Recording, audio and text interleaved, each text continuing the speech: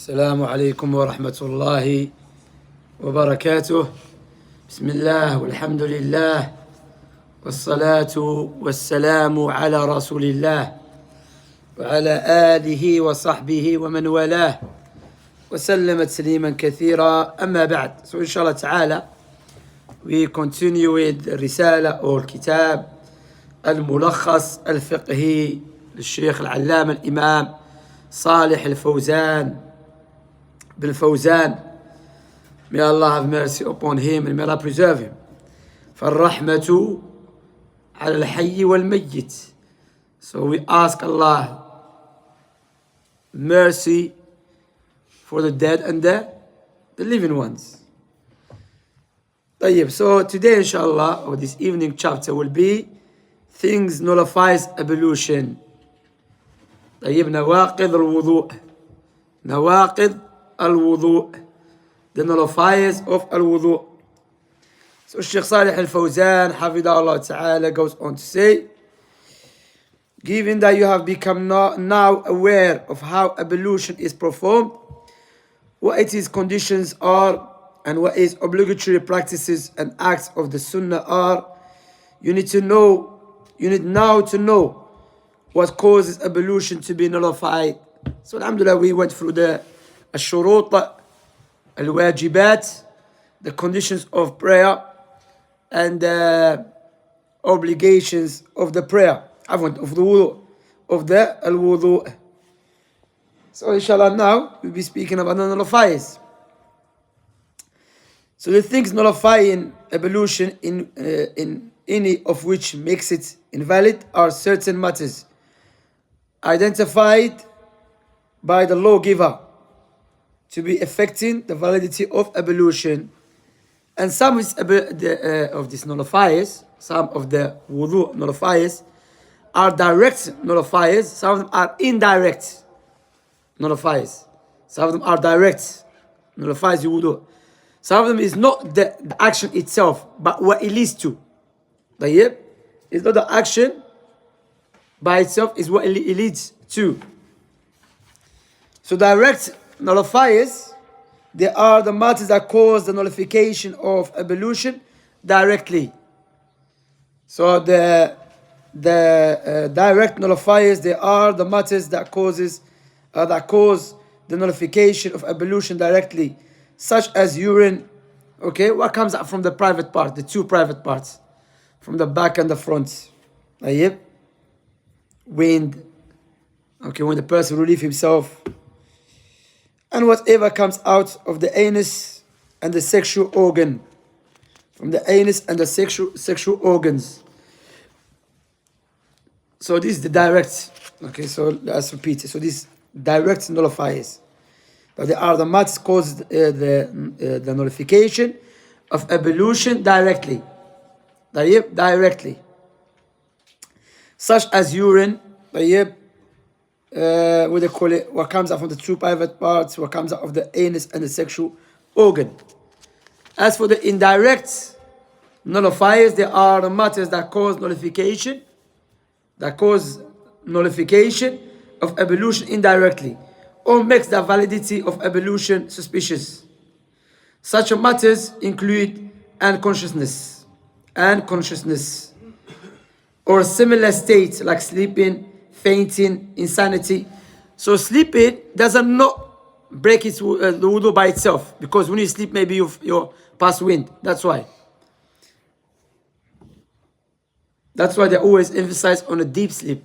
If sometimes you just have a nap, but you still feel what is happening around you. So the reason is that if one is in a state of unconsciousness, one becomes unable to feel what comes out of one's body, or what one does. Thus, doubt in such cases is regarded as an actual nullifying factor. For more clarification, we can classify the things nullifies ablution as follows. Whatever comes out of the two private parts, or the two passages, I mean the private part from the back and the front, like urine, wind, and likewise sperm, pre-semental fluid, urine, sperm, pre-semental fluid, and unusual menstrual blood. You explain what is unusual. Unusual means it's not the time of menses. The woman start bleeding, but it's not menses. So that doesn't mean she should stop praying, but it does break the wudu. طيب. According to the religious text and juristic consensus, as when Allah subhanahu wa ta'ala said, or one of you comes from the place of relieving himself. So it's a proof for breaks the wudu. As for the sperm or pre-seminal fluid, they nullify ablution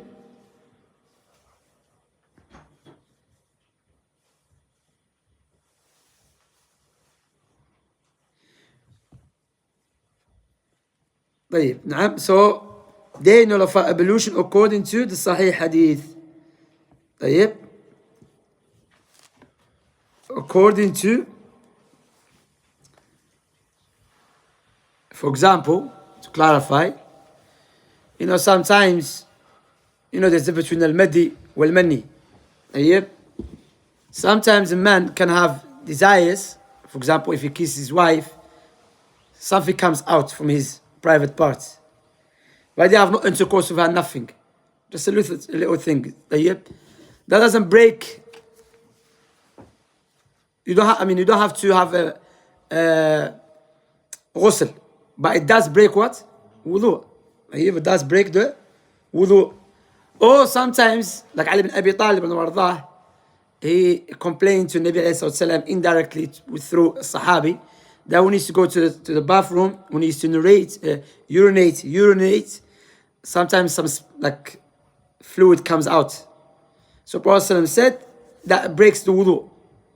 That breaks the wudu as well. But of course, if you have intercourse, or if the actual sperm comes out, then you start feeling tired. When a person has intercourse with his wife, then that necessitates to have al-ghusl. طيب. So for the hadith report in this regard, and the juristic consensus reported by Ibn Mundhir and others, as regards istihada, it nullifies ablution according to the hadith reported by Fatima bint Abu Hubaysh, mentioning that she was afflicted with istihada, and she asked the Prophet ﷺ about its ruling. Istihada not means have normal menses, mean that she started bleeding.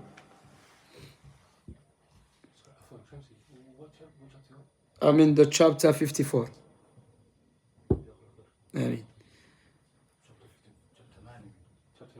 Sorry, the page 54. But chapter 9, sorry, chapter 9, عفوا. Page 54, صحيح. Yeah, so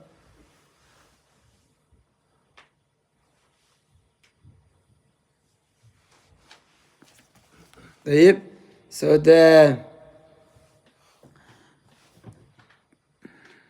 so when she asked the Prophet about its ruling, he said to her, perform ablution and then you can offer prayer, for it is due only to a vein.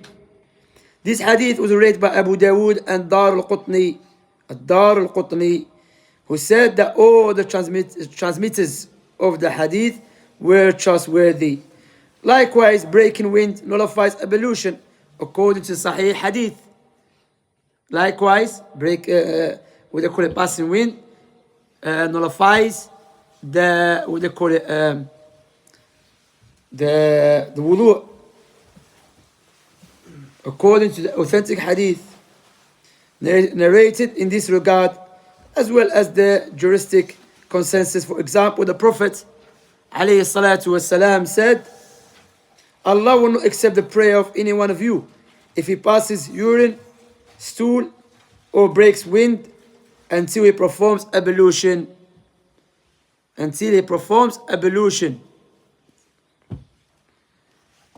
Also, he alayhi salatu wasalam said regarding one's uncertainty whether one had broken wind or not, one should not leave prayer to reperform ablution unless one hears sound of breaking wind or smells something. So one should not leave the prayer to reperform ablution unless one hears sound of breaking wind or smells something. As for what comes out of one's body other than urine and a stool or feces and forceps such as a blood, vomit, nose blood and the like, scholars disagree whether such things nullify ablution or not. He's speaking about vomiting. Does vomiting breaks the wudu? Does the blood breaks the wudu? The scholars differ concerning this issue. Yet the strongest opinion is that does not nullify ablution. So vomiting, nose bleed, blood does not break. The strongest opinion that does not break the wudu. However, if one reperforms ablution in this case to avoid such a juristic disagreement, it will be better. Then the Shaykh goes on to say, among the things nullifies ablution is a mental unconsciousness, either due to insanity or due to sleeping, fainting, and the like. So for the brothers who become late, we spoke about there's two types of things that breaks wudu. One indirect and one is direct. Indirect. Who give us example of indirect? Sleeping, fainting. Meaning that because when you sleep, when you have a deep sleep, maybe you pass wind, so you don't know. That's why it breaks the wudu. Likewise, fainting. Likewise, unconsciousness. And direct, when you go to the bathroom, when you want to relieve himself.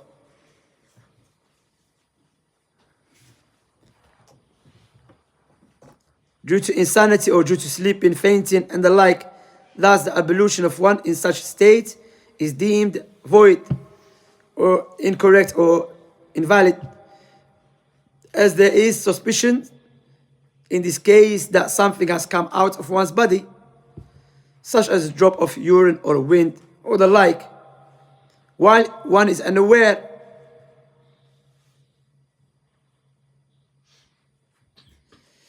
Still, dozing is regarded as an exceptional case. It does not nullify ablution. As the Prophet's companion, may Allah please with them, used to doze while waiting for prayer, meaning having like a nap, while waiting for prayer at the mosque and the masjid. And this is a proof that you're allowed to sleep in the masjid. You know, some people, they said, why you sleep in the masjid? There's no hotel. You know, you're allowed, of course, as long as the person, of course, coming to the masjid, we have to look after ourselves. Have nice perfume, make sure your garment is clean and so on. Barakallahu feekum.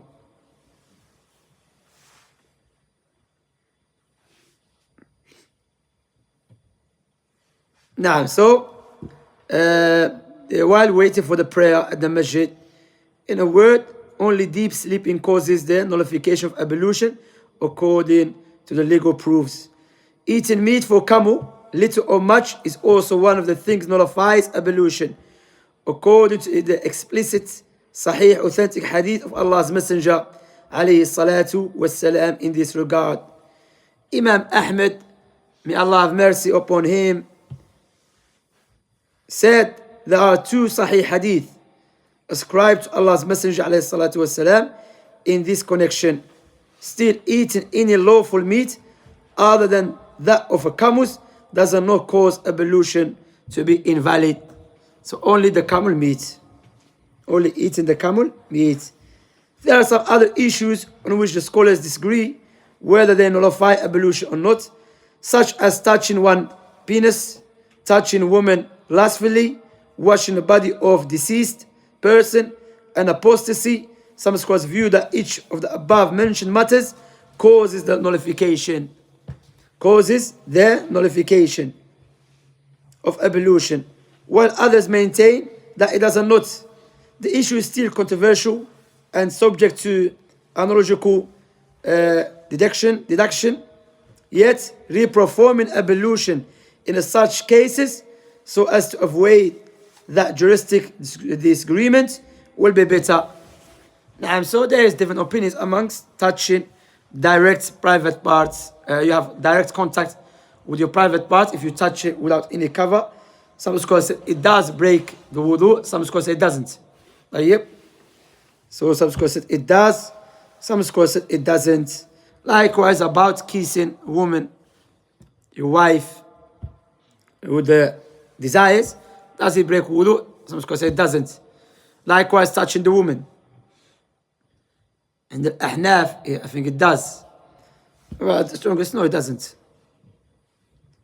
And the proof, Ummuna Aisha, she said, Prophet before he used to go pray, to kiss her and go to pray. There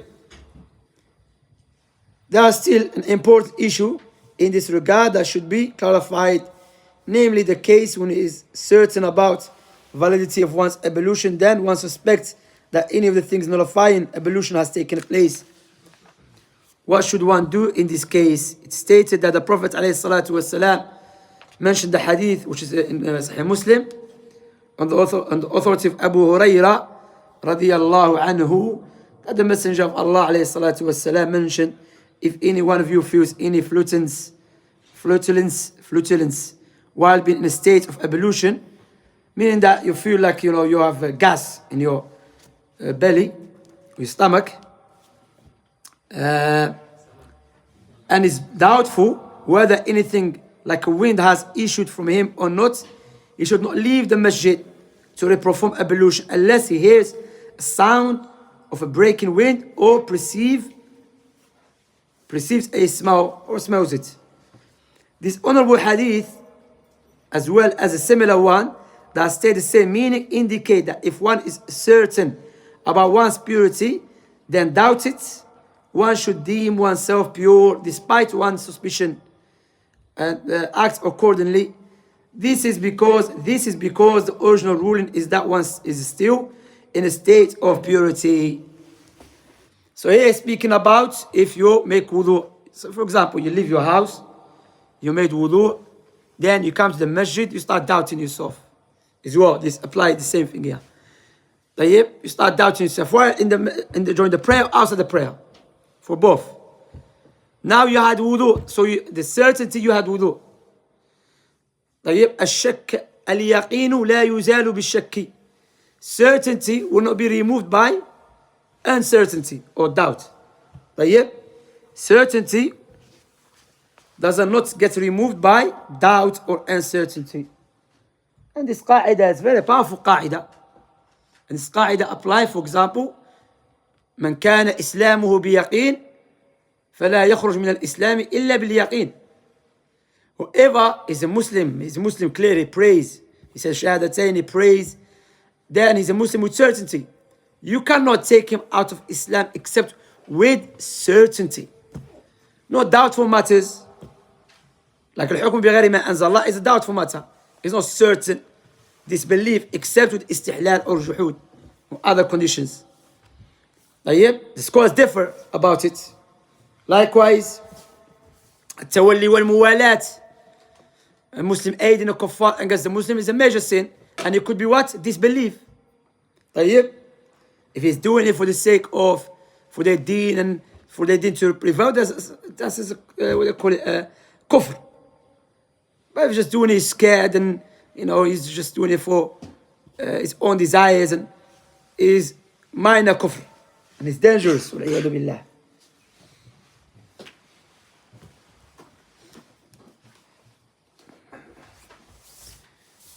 And this helps, subhanAllah, this hadith also, it helps with people who suffers with waswas.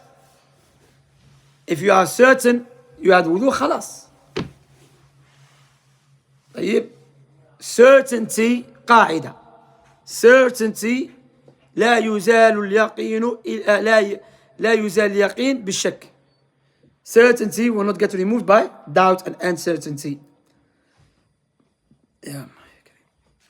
طيب.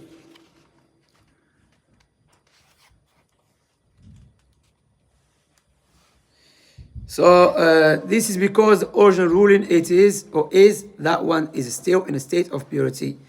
As purity is certain in this case, and the nullification of ablution here is based on mere suspicion. Thus, certainty is not to be eliminated because of suspicion.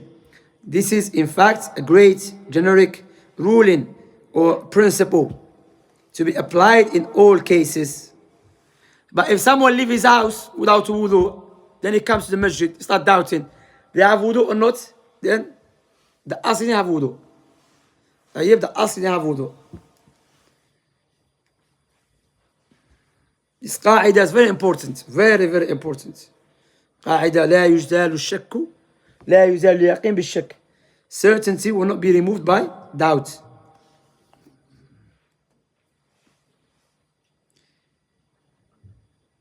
Applies in all cases. Namely, the original ruling is to remain applicable until otherwise is verified. By contrast, if one is certain about the nullification of one's ablution and suspects its validity, one has to perform ablution, as the original case here is one's minor ritual impurity, which is not abrogated due to mere suspicion. O Muslim reader, you should keep yourself pure and verify your ablution whenever you stand for prayer, and care for the validity of your ablution as much as you can. For prayer without a valid ablution is invalid. You should also be aware of insinuation and Satan's whispers that cause you to doubt the validity of your ablution, making you in a state of doubt and confusion. Therefore, you should seek refuge with Allah from the evils and pay his insinuation no attention. Moreover, you should ask the people of juristic knowledge about whatever confuse you of the issue of purification and purity, in order to be certain about your purity. So Shaykh is advising, giving nasa'ih. You should also care for the purity of your clothes, the garments, so as to verify the validity of your prayer and the perfection of the act of worship you perform. For Allah subhanahu wa ta'ala said, indeed Allah loves those who are constantly repentant and loves those who purify themselves. May Allah guide us all to useful knowledge and the righteous deeds.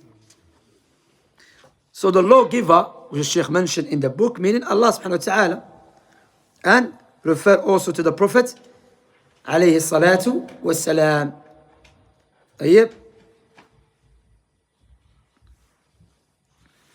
So this is, inshallah, we'll stop here, this chapter. The next chapter, inshallah, will be ritual bathing, inshallah ta'ala.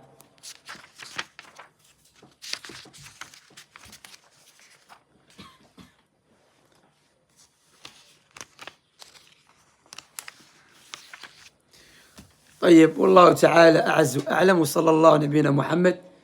أخي, there's a question there, if you can pass that. بارك الله فيكم. يا الله يا كريم.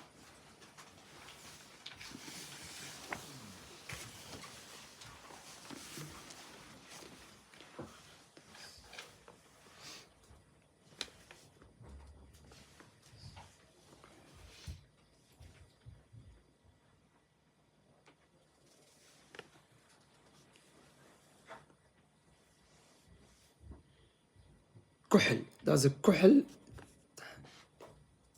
I don't know the other word. Does the kuhl has to be removed? Why does the kuhl prevent water to touch your eye? I mean, according to manage doesn't.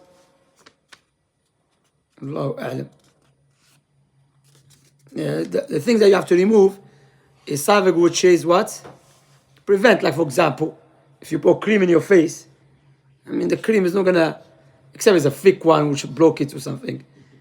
But this type of cream doesn't put a layer to block the water, touch the skin.